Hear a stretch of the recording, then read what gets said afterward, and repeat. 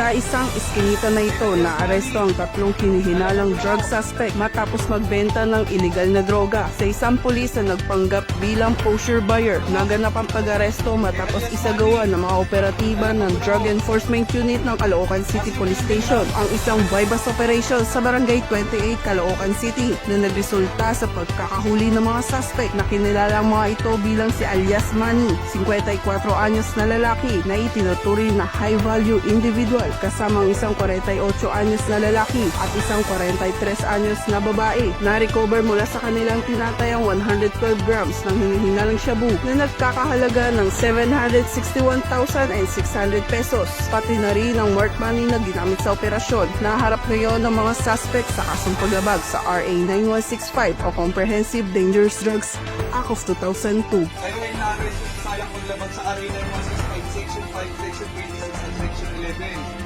Mula rito sa Northern Police District, ako po ang inyong PNN correspondent, Patrolwoman Blazelan Esperanza, alagad ng batas, tagataguyod ng Balitang Pulis.